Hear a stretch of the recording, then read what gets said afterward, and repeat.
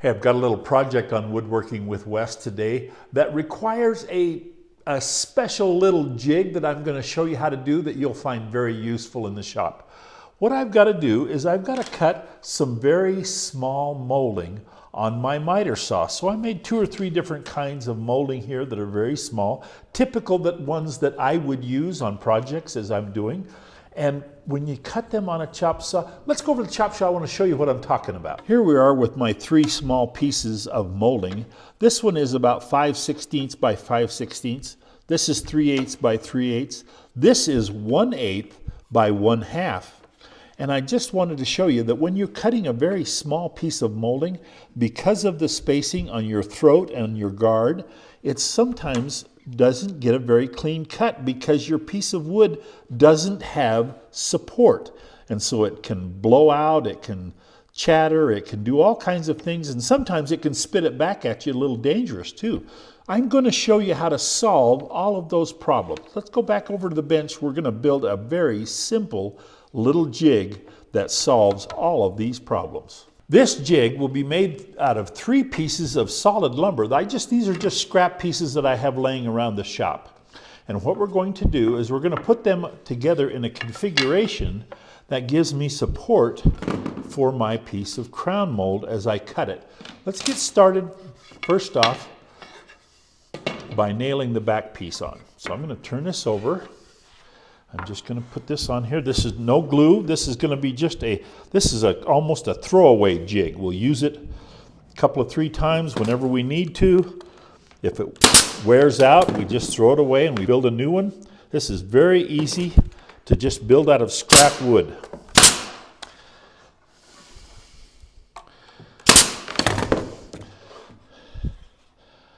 Okay.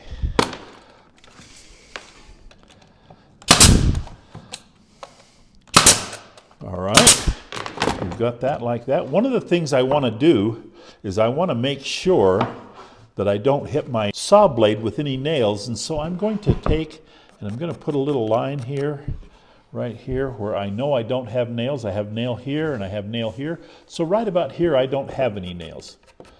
So right there is where I want to be able to use my blade. We're not going to be cutting very deep because we're cutting such a shallow piece of molding. We're not going to be cutting very deep, but I just don't want to hit my blade with a nail. Okay, that was 18 gauge 1.5" nails. Let's switch over to a staple gun now to nail on this piece. With our right angle complete, we're now ready to put on this little piece. I like to have this little extra piece that brings it up a little closer. It's easier to see and it's easier to make my cuts. And I'm just going to nail this piece on. It's only 1/2 inch thick. I'm just going to nail it on with some 3/4 inch staples.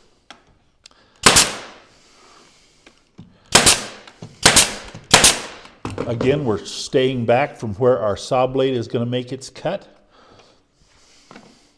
And our molding will sit in there just like that. Okay, let's install this on the chop saw so you can see how it works. We have put our jig on our miter saw and we're just going to clamp it in place so that it doesn't move on us while we're working. And we also want it to hold good and fast while we make our cuts so that our cuts are even. We also want to make sure that it's good and solid while we make our cuts. Now, I'm going to make one preliminary cut first.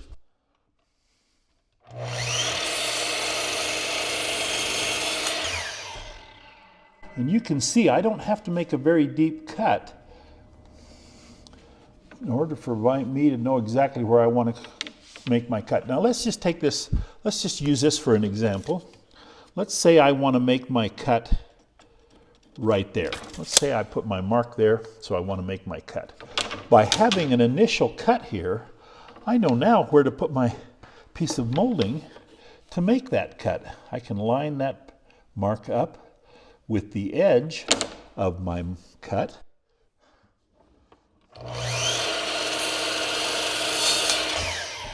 And I've made a perfect cut, and you can see how that has held my piece of molding in place.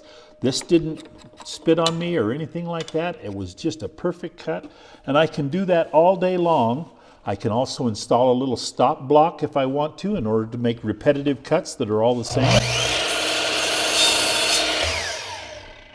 And it's just a safe way to cut tiny molding. Now this piece here, I want to cut this piece because this piece, I'm going to go ahead and cut a piece of this off so you can see how tiny this is. This piece of molding is 1/8 of an inch by 1/2 of an inch. This is, would be a very hard piece of molding to cut, not only just to hang on to, but to be safe to cut it, not have it get away from you. But with our little jig here, we can lay that out.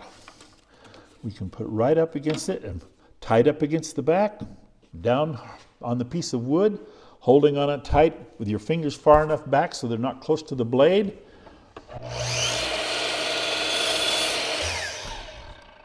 And a perfect cut. Nice and clean, no chatter, no blowout.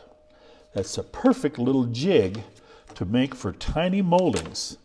Let's go make a cut on our last piece of molding, just to see how it will do. This is a little double bead, 5/16 by 5/16.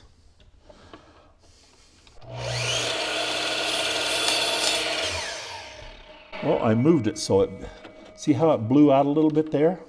Okay, I moved it with my finger. Here's a little trick that'll help you not have any of that chatter sometimes.